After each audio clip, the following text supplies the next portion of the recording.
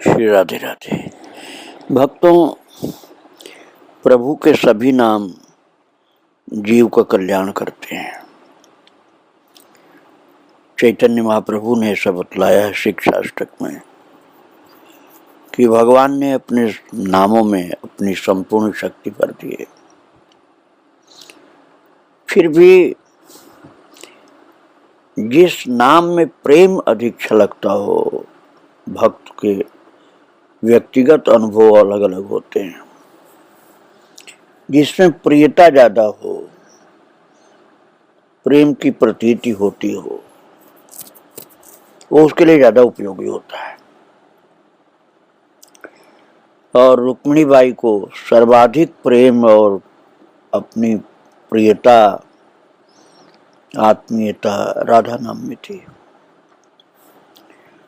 भक्तों, मैं आपको कल बता रहा था कि माता रुक्मिणी बाई भागलपुर में जो महिला संघ बना हुआ था, उसमें नाम संकीर्तन का प्रवाह चालू कर दिया था और उस प्रवाह में एक से एक विचित्र अनुभव हो रहे थे। एक बार महिला संघ में 21 दिन का अखंड श्री राधा नाम संकीर्तन प्रारंभ हुआ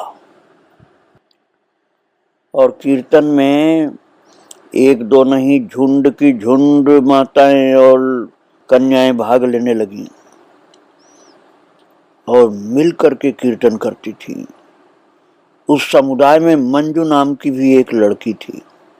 वो 7 वर्ष की थी, केवल छोटी सी बच्ची। वो रात्रि के समय कीर्तन कर रही थी। प्रायः रात्रि के समय कीर्तन करने वाली स्त्रियों और लड़कियों की संख्या दिन की अपेक्षा अधिक रहा करती थी। सभी स्वर से स्वर मिलाकर जोर जोर से कीर्तन करती थी। कीर्तन में झांझ, घंटा, करताल आदि वाद्यों का उपयोग भी होता था। भक्तों, उस समय राधा नाम संकीर्तन में कीर्तन करते करते वो बालिका मंजू नाम की जो थी, वो नामोन्मत्त हो उठी। वो भावाविष्ट हो गई और उसके मुख से कीर्तन की ध्वनि अनवरत निकल रही थी। उसके पांव नृत्य मुद्रा में थिरक रहे थे। इसी दशा में रात्रि बीत गई। प्रातः काल भी उसकी वही स्थिति रही। वो बैठने या सोने या खाने के समय स्थिर मुद्रा में रहती ही नहीं थी। उसकी सतत नृत्यमयी चंचलता देखकर सबको बड़ा विस्मय हो रहा था। यदि उसको पकड़कर किसी ओर ले जाया जाता था, तब भी वह नृत्यमयी मुद्रा में ही चलती थी। उसके पांव कभी स्थिर नहीं होते थे और राधा नाम का उच्चारण भी अविराम चलता रहता था। उसे जबरदस्ती लिटा देने पर भी उसकी स्थिति वही रहती थी। और भक्तों, 16 रात और 16 दिन वह नृत्यमयी मुद्रा में अनवरत कीर्तन करती रही। उसके बाद उसकी स्थिति सामान्य हो पाई। 16 दिन के बाद कीर्तन का यह उल्लास श्री महिला संघ की चार दीवारी को भी पार करके नगर के कई घरों को पवित्र करने लगा। नगर में जहां भी श्री राधा नाम संकीर्तन होता, भाई संत माता रुक्मिणी बाई वहां पहुंच जाती थी। वे स्वयं कीर्तन करती, कीर्तन का नेतृत्व भी करती और उल्लास में नृत्य कीर्तन करने लगती, अर्थात नृत्य करते हुए कीर्तन करने लगती। सभी के मन में स्पृहा बनी रहती थी कि हमारे घर भी कीर्तन हो जाए तो बड़ा अच्छा हो, और हमारे यहाँ कीर्तन होगा तो माता रुक्मिणी बाई अवश्य आएंगे। और इस सात्विक स्पृहा का परिणाम यही होता था कि वो बहन कीर्तन का कार्यक्रम बनाकर रुक्मिणी बाई को सूचना देती थी कि आज मेरे यहाँ 24 घंटे का अखंड कीर्तन है। इस कार्यक्रम संपन्न होते न होते दूसरा निमंत्रण आ जाता। अब निमंत्रण पर निमंत्रण आने लगे भक्तों। माता रुक्मिणी बाई के कीर्तन में बिल्कुल प्रेम का जादू था और भक्त लोग उसका लाभ प्राप्त करने लगे। कोई निमंत्रण 1 दिवसीय, कोई 2 दिवसीय, कोई 3 दिवसीय और कोई 7 दिवसीय भी होता था। नगर में कीर्तन की धूम मच गई। महिला संघ में तो जब तक दिन या रात में कीर्तन ध्वनि गूंजती होती रहती थी, परंतु अब नगर के अनेक घर श्री राधा नाम की परम पावनी संकीर्तन ध्वनि से गुंजित होने लगे। नगर में राधा नाम संकीर्तन की सरिता बह चली। कोई कोई बहन अपने घर और आंगन को विविध प्रकार से सजाती थी। आंगन में अल्पना, द्वार पर बंधनवार, मंदिर में फूल माला। आज की छवि बहुत मनमोहनी होती थी। बहनों का उल्लास ऐसा होता कि किसी को दिन का और रात का ज्ञान ही जैसे नहीं रहता था। कब दिन हुआ, कब रात हुई, कब सोना, कब खाना, ये सब उनको भूला सा रहता था। बस एक ही मद चढ़ा रहता था और वो मद था श्री राधा नाम संकीर्तन का तथा प्रिया प्रियतम की सेवा का। बाई की अभिलाषा ने एक नया कार्यक्रम और अपना लिया। मोदन और सुमित्रा बाई को श्री राधा नाम संकीर्तन की भिक्षा मांगने के लिए भेजा गया। वे घर घर जाती और अपनी झोली फैलाकर गृह स्वामिनी से याचना करती, भिक्षाम देहि, भिक्षाम देहि। वे माताएं समझ नहीं पाती कि इनकी याचना का आशय क्या है। गृह स्वामिनी के पूछने पर वे दोनों कहती, हमें श्री राधा नाम की भिक्षा चाहिए। मोदन और सुमित्रा बाई, ये दोनों बाई माताएं इस प्रकार से भिक्षा मांग रही थी। मोदन बाई और सुमित्रा बाई राधा नाम की भिक्षा, और कहती थी वो लोग कि आप अपने घर में राधा नाम का संकीर्तन करवाइए। इस प्रस्ताव को माताएं सहर्ष स्वीकार कर लेती और वे 3 या 5 या 7 दिनों के अखंड कीर्तन के आयोजन रूपी भिक्षा इस प्रकार से मांगती थी। उसमें धन संपत्ति नहीं मांगती थी। हाँ, कई लोग ऐसी बातें सोच लेते हैं कि भिक्षा में तो धन भी चाहे मांग लो। नहीं, भिक्षा में एक टाइम की रोटी आप मांग सकते हो, या ऐसे प्रभु के नाम की भिक्षा मांगो। एक पुस्तिका में आयोजन का विवरण लिख लिया जाता था कि किस घर में किस दिन से कितनी अवधि का श्री राधा नाम अखंड संकीर्तन होगा। जब जब आयोजन के अनुसार अखंड कीर्तन का शुभारंभ होता, बाई किसी न किसी को कीर्तन के संचालन के लिए अवश्य भेजती थी। इस कीर्तन का प्रचार इतना व्यापक हुआ कि केवल भागलपुर ही नहीं, आसपास के कुछ नगरों में भी अखंड श्री राधा नाम संकीर्तन की धारा बह चली। जहां जहां संकीर्तन होता वहां वहां हृदय स्पर्शी सात्विकता व्याप्त रहती। भक्तों, मैं आपको बता चुका हूं पहले कि राधा नाम संकीर्तन श्री भाई जी अर्थात हनुमान शाह जी पोद्दार को बहुत प्रिय था और ये माता रुक्मिणी बाई उन्हीं की शिष्या थी। इसलिए गुरुदेव से प्राप्त इस अनमोल धन को वे भावुक प्रेमी भक्तों में प्रेम से लुटा रही थी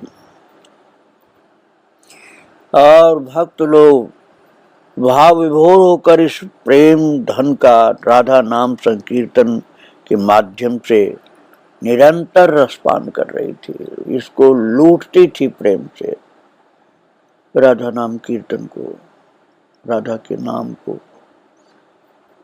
प्रेम पूर्ण ढंग से लूटती थी। और संकीर्तन में नामामृत का जो सतत पान हुआ, गाए गए पदों में वर्णित लीलाओं का जो सुखद श्रवण हुआ और जीवन में समय समय पर जो दिव्य अनुभूतियां हुई, उन सब ने रुक्मिणीबाई माता के जीवन धारा को प्रभावित किया। भक्तों, राधा नाम कीर्तन के बीच बीच में बहुत भाव भरे पद गाती थी माता, और उन पदों में मुख्यता थी भाई जी के रचित पदों की, और वो उसमें बता देती थी कि हमें कैसे रहना है। जैसे पद गाने लगी माता रुक्मिणीबाई, एक लाल सा मन में धारो, अर्थात एक ही लालसा मन में रखनी है, बहुत सी लालसा नहीं। एक लाल सा मन में धारो, बंशी बट कालिंदी तट नट नागर नित्य निहारो, बंशी बट कालिंदी तट नट नागर नित्य निहारो, एक लाल सा मन में धारो। अर्थात बस एक ही लालसा मन में रखो कि यमुना जी के किनारे बंशी बट के नीचे हम अपने प्रभु प्रिया प्रीतम अर्थात श्री राधा कृष्ण और गोपियों का दर्शन प्राप्त करें। महाराज, उस पद में भाई जी ने जो व्यक्त किया था भाव, वो उसमें डूबी हुई थी माता रुक्मिणीबाई, इसलिए अतिशय प्रेम विभोर होकर गाती थी। मुरली तान मनोहर सोने सोने, तन सुधि सकल विसारो, पल पल निरखी झलक अंग अंगने, पुलकित तन मन वारो, एक लाल सा मन मह धरो, रिझऊ श्याम मनाए गाय गुण, गुंजमाल गर डारो, परमानंद भूलि जग सगरो, श्याम श्याम पुकारो, एक लाल सा मन मह धारो। सबसे अधिक प्रभावित किया था पोद्दार जी महाराज के भावपूर्ण पद की रचनाओं ने रुक्मिणीबाई माता को, और इन पदों में जिन भावों की अभिव्यक्ति है ना, वो मात्र अभिव्यक्ति नहीं है, वो भाई जी का वास्तविक जीवन रहा है। श्री पोद्दार जी महाराज का वास्तविक जीवन था ये, जो पदों में शब्दों के द्वारा प्रकट होता है, और इस जीवन को रुक्मिणीबाई ने अपनी आंखों से देखा है, और वो जीवन बाई जी के लिए प्राप्तव्य आदर्श बन गया। श्री भाई जी के पदों को बीच बीच में गाती राधा नाम कीर्तन के बीच में, और बहुत भाव विभोर होकर गाती थी। प्रीतम से मिलने को जिसके प्राण कर उठे हाहाकार, गिना नहीं उसने पथ की दूरी को, भय को किसी प्रकार। बहुत ही रहनी सहनी की बातें भी उनकी पदों में होती थी, और बाई कीर्तन में भाग तो लेती थी, विभिन्न उत्सवों में सम्मिलित होती और समय समय पर परिस्थिति अनुसार परामर्श भी देती थी, परंतु बाई के प्रेमातुर मन की भीतरी मांग कुछ और ही हो गई थी। वही मांग जो अभी मैंने पद में आपको सुनाया, परमानंद भूल जग सगरो, श्याम श्याम पुकारो, एक लाल सा उर में धारो, एक लाल सा मन मह धारो। सब कुछ भूल करके केवल श्यामा श्याम की पुकार मुंह से होती रहे, और कोई लालसा मन में न हो। भक्तों, दिन प्रतिदिन बाई की एकांत प्रियता बढ़ती जा रही थी। महिला संघ अपने कमरे में बैठ करके महिला संघ के अपने कमरे में बैठ करके कपाट बंद कर लेती और प्रीतम श्री कृष्ण को आर्त स्वर से पुकारने लगती। जब वेदना बहुत ज्यादा बढ़ जाती तो महाराज वो भगवान के लिए पत्र लिखती थी। पत्र लिखने के लिए बैठ जाती, कृष्ण को पुकारते पुकारते जब वेदना बढ़ जाती बहुत, तब पत्र लिखती भगवान के लिए। प्रीतिपगी बाई के द्वारा प्रीतम श्री कृष्ण के नाम जो पत्र लिखे गए हैं उनकी संख्या बहुत, किंतु उन्हें सार्वजनिक नहीं किया गया भक्तों। उन पत्रों को पढ़ने से एक बात स्पष्ट दिखलाई देती कि यद्यपि ये पत्र भाई जी के द्वारा उनके निजी कमरे में ही लिखे गए और रुक्मिणी बाई ने ही लिखा, दूसरे किसी ने नहीं लिखा, किंतु पत्र के अंत में लेखिकाओं के नाम भिन्न भिन्न हैं। अब इस बात का आश्चर्य आपको बहुत होगा, लिखने वाली तो रुक्मिणी बाई, और फिर भी सभी पत्रों के अंत में रुक्मिणी बाई ने लिखा था। पत्र की लेखिका का नाम अलग होता था, लिखने वाली रुक्मिणी बाई। तो नामों का भिन्न भिन्न होना ही प्रमाणित कर रहा था कि माता रुक्मिणी बाई के दिव्य कलेवर में भिन्न भिन्न समय पर भिन्न भिन्न सखियों का, मंजरियों का आवेश होता था और उनसे भावित होकर के वे प्रियतम श्री कृष्ण को पत्र लिखा करती थी। इसी के साथ साथ ये भी स्पष्ट दिखलाई देता था, यद्यपि बाई के दिव्य कलेवर में भिन्न भिन्न सखियों और मंजरियों का आवेश होता रहा, परंतु सभी की भावधारा में प्रमुखतः प्रीति की करुण पुकार रही है। प्रीतम का दर्शन और उनसे संभाषण कब होगा,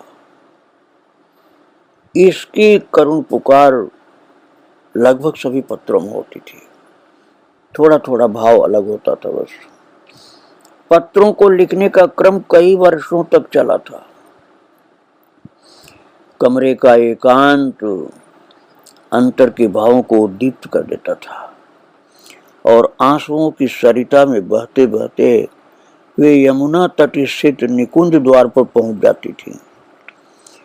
भले ही बाई तन से श्री महिला संघ के कमरे में हूं, परंतु मन से अपने प्रियतम प्रेमाराध्य भगवान श्री कृष्ण के समीप थी। इन पत्रों में प्रिय मिलन की आकांक्षा बड़ी तीव्र है भक्तों। विरह व्यथित बाई रह रह करके प्रियतम को उनके मधुर स्वभाव की स्मृति दिलाती हैं। कभी अपनी प्रिय सखी का सहारा लेती हैं जिससे विरह ताप कुछ शमित हो। अंत में विरह व्यथिता बाई परम प्रेमास्पद श्री कृष्ण के चरणों पर अपना सर्वस्व समर्पित करती हुई फिर कुछ गाने लगती हैं।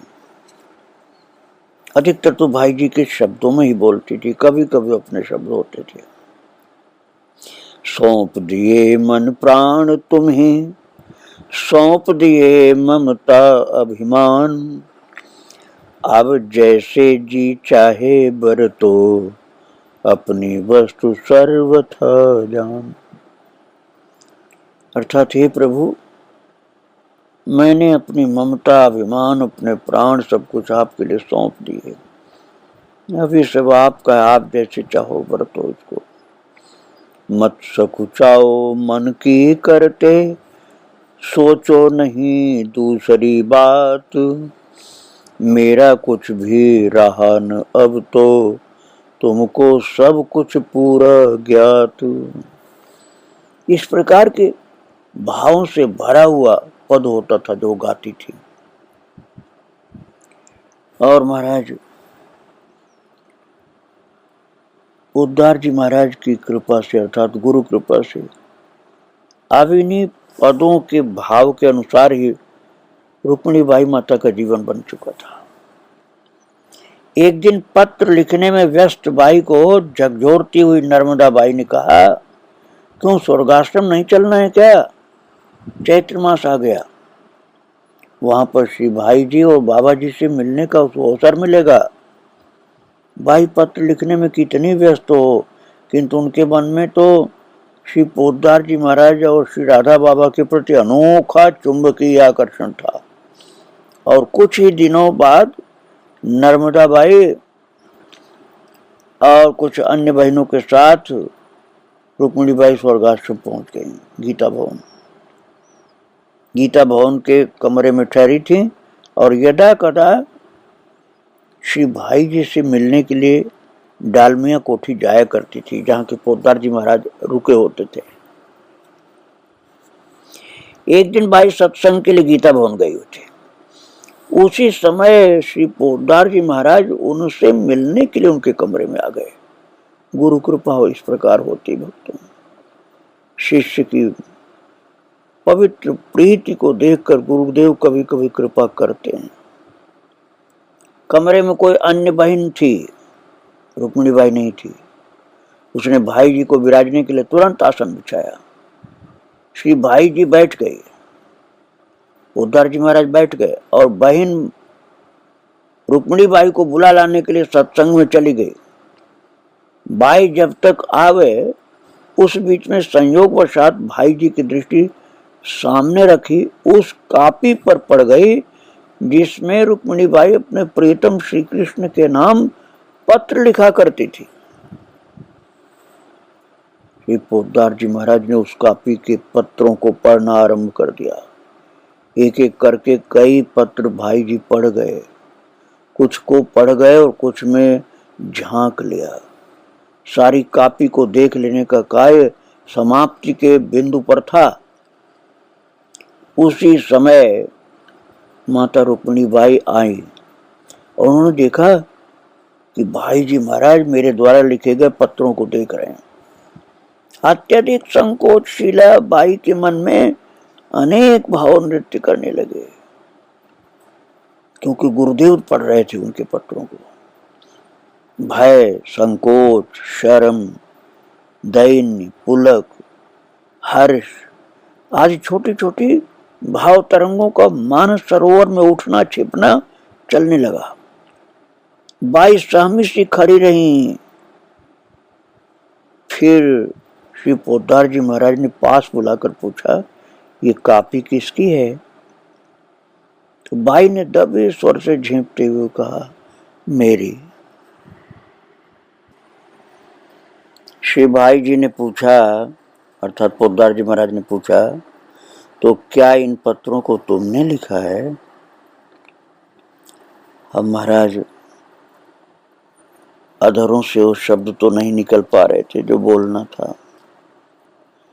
गुरुदेव के सम्मुख संकोच बस नहीं बोल पा रही थी, लेकिन नेत्रों ने धीरे से संकेत करके बता दिया कि हाँ उन्हीं का लिखा है। श्री भाई जी ने कहा, इन परम पवित्र भावों का ग्राहक काम लोलुप जगत में भला कौन है? मेरे मन में इन भावों के प्रति सीमातीत आदर है, फिर भी इनकी अभिव्यक्ति उचित नहीं लग रही। ये तो हृदय का परम गोपनीय धन है। इसीलिए तो ब्रज की कृष्ण प्रेमिका ब्रजबालाओं को गोपी कहा जाता है, क्योंकि उनके भाव को गोपन वो करती हैं। जिनके निर्मल भाव की भनक जगत के लोगों को मिल ही नहीं पाती थी। पत्र तो लिखो, बहुत सुंदर है पत्र तुम्हारा, पर इस कागज पर नहीं लिखो, क्योंकि फिर कोई न कोई पढ़ेगा इनको। अपने मानस पटल पर और मन ही मन चुपचाप उन युगल चरणों के प्रति अर्पित करती रहो। पत्र लिखती रहो, लेकिन कागज पर नहीं, मानस पटल पर लिखती रहो। कितनी भाग्यशाली है माता रुक्मिणी बाई, जिनके पत्रों को गुरुदेव बहुत भाव से पढ़ रहे थे, आनंदित हो रहे थे रुक्मिणी बाई के पत्रों के भाव को देखकर, किंतु कह रहे थे कि इस संसार में इन पत्रों का ग्राहक मिलना मुश्किल होगा। इसलिए इनको प्रकट करना ठीक नहीं होगा। भक्तों, महान गुरुदेव ने रुक्मिणी बाई के प्रेम भरे हुए कृष्ण की प्रीति के पत्रों को पढ़ा था। ये उनके भाग्य थे, रुक्मिणी बाई माता के। इनके चरित्रों को आगे आप फिर सुनेंगे। आज इन महान गुरुदेव और उनकी परम प्रिय शिष्या, इन दोनों के चरणों में बारंबार प्रणाम करता हुआ वाणी को विराम दे रहा हूं। श्री राधे राधे, जय श्री राधे।